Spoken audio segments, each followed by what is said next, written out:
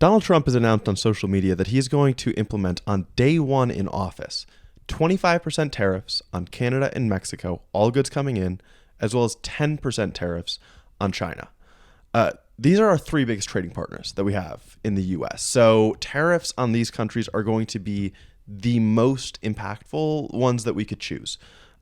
We've imported over $475 billion worth of goods from Mexico last year, $419 billion from Canada, $427 billion from China. What are your initial thoughts here? My initial thoughts is that this is a bad move, obviously. Okay, tariffs on these countries is extremely flawed. Yeah. We don't just import a ton of stuff from Canada and Mexico. We also export a ton of stuff to those countries. Our trade deficits with them aren't in the hundreds of billions. They're in the tens of billions. They're very small trade deficits as compared to something like China. Okay. And then putting them in the same bucket as China and saying that they're all taking advantage of us is wrong. Canada is not stealing our intellectual property the same way that China does. Yeah. Mexico is not going around and breaking rules of the World Trade Organization the way that China does. Yeah. They're not on the same playing field. And to treat them at the same playing field is terrible for U.S. policy. Sure. Of course, people who are favorable to Trump, they want to see tariffs as a negotiating tactic. And so the reason that Trump gave for the tariffs to not just be on China, which is kind of more obvious as they're our top adversary, is that for Canada and Mexico, they need to put in work to stem the flow of illegal immigrants across their borders into the U.S. and the flow of fentanyl.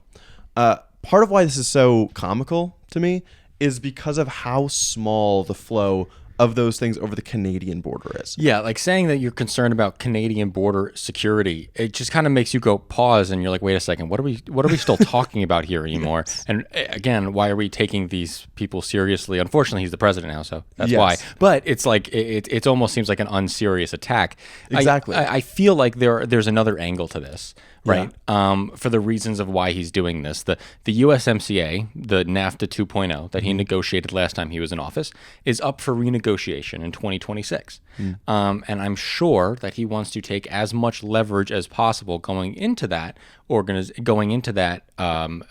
meeting and be able to leverage this.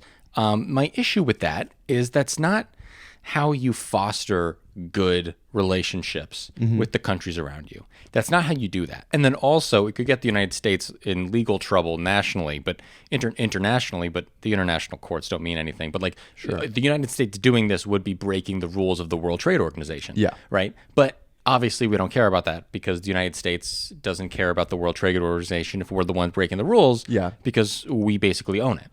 Right. Yes. I can understand a perspective that's like, I'm not really worried about our relation. Like, I'm not worried about Canada going to war with us at any time or Mexico going to war with us. But I do think the extent of the harm that will come to the American consumer is very high, but also American labor. Like the consumer, the inflationary effects of tariffs are obvious. And if you haven't learned about those before, you can kind of listen to anyone who has talked about this issue to hear why they're inflationary, because companies have to pay a tax on the goods that they're importing for these countries. That's what a tariff is. And they always pass those on to the consumer. So to put tariffs, broad-based tariffs on all goods on our three biggest trading partners, like it's the surest way to fuel inflation. But then besides that, Canada and Mexico and China has done this before, but they've all said that they're going to retaliate. Like we will face tariffs in return. Of course. And so we also export, like you said, these trade deficits aren't so enormous that these are major these are major buyers of American products as well. Yeah, we import 419 billion stuff from Canada, but we export 354 billion to them. Exactly. Right? So that's not something that we want to totally eliminate. Oh yeah. The southern economies in Arizona and Texas are fully reliant with their relationship to Mexico. Yeah. Fully reliant. And being able to just deciding that we're going to sink those industries for the sake of these tariffs, it's flawed. It's totally flawed. And so I'm glad that you brought up the USMCA because I am curious what kind of good faith arguments there are for this. I focus on the fentanyl and the illegal immigration that just seems ridiculous because it also seems like something that Mexico is not willing to touch. I know this is something that we agree on, that they can't really stop definitely the flow of fentanyl unless they really crack down on the cartels. Yeah. And I'm sure that's something that Trump wants to influence the Mexican government to do, but I don't see it as a possibility. And it's also important to remember that fentanyl comes in this country because of U.S. citizens. The vast majority, we're talking 90% plus of fentanyl that is smuggled into the United States is done so by U.S. citizens. Yeah. So it's not even that much of a problem that Mexico can truly solve. Yes, if Mexico can stop getting the precursor materials from China and then stop those drugs or those precursors from falling into cartels' hands, that would be great. Yes. But at the end of the day, it's still U.S. citizens that's smuggling all the stuff across the border. Totally. And so that should kind of fall on us. Yeah. But is there, like, if we discount Mexico and Canada's actual ability to fix these problems,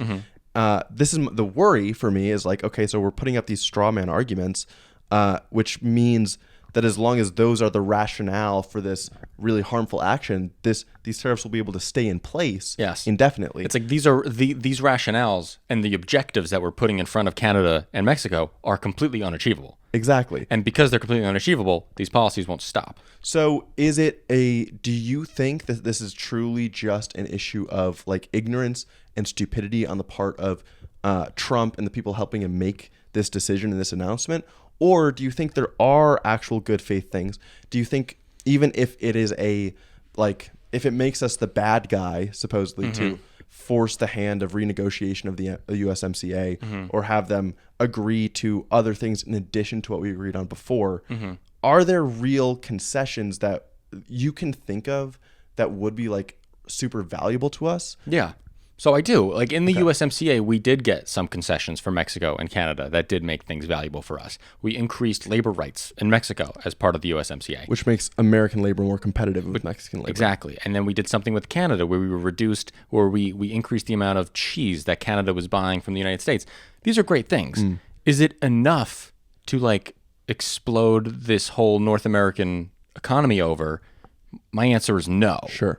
You know, the cost of this strategy does not outweigh the benefit. No matter what the benefit is, I do not see any benefit that is higher than this cost. That is plausible. Do you know what I'm saying? Yeah, that is plausible. That is plausible. Yes. I do not see any benefit to that. And then also, this also drives other countries to not look at the United States as a reliable partner anymore because we made an agreement. This is the agreement we had. The renegotiation will be in 2026. And now Trump says, screw the agreement, screw you. We're going to do something totally different. We're going to punish you for following the agreement. Why would other countries want to do business with us? Sure. Why would they want to do that? And then that hurts us on a geopolitical block level. Yes. Because then it's like, okay, is the United States someone who can still lead the allies or, be a reliable partner? And then why not cozy up to Russia? Why not cozy up to Iran and China if, the United States is going to be just as dogmatic with their own interests? Yeah, if it's just kind of, they're subject to the whims of the people every 4 years and the agreements that were made that were supposed to extend past those timelines just can't be. And I also want to say, when I say own interest, it's very much against the United States' interest to put these tariffs on. Yes. There is nothing that we gain from this.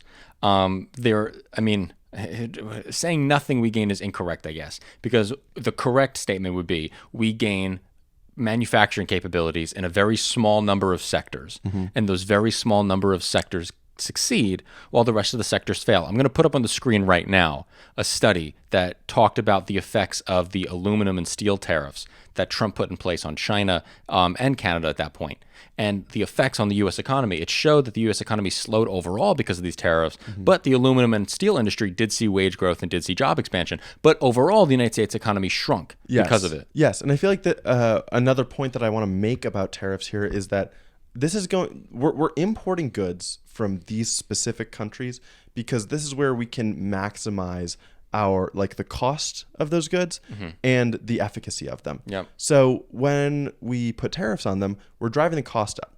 Now, that can either mean that now the most cost efficient thing to do is to manufacture them in the US and buy American made products, or what it can mean is that you buy products that are not as cheap but still cheaper than American made products from other countries. And so because, especially for these lower value added products, we have such relatively expensive labor here in the US that we're just going to be buying from other places. We're going to be buying from a Vietnam, right? Or a Thailand rather than a Mexico. And we're also in a labor shortage. We have a very low unemployment rate at the moment. Yes. We don't have this room for a huge expansion of low value added jobs. Yes. That's not something that the United States is looking for right now. We don't have a 9% unemployment rate with that's just not happening. So because of that, we're trying to, artificially create these high prices for low end goods by doing these tariffs. And it's just going to hurt us all in the long run. Totally. Okay. I have one more question to ask.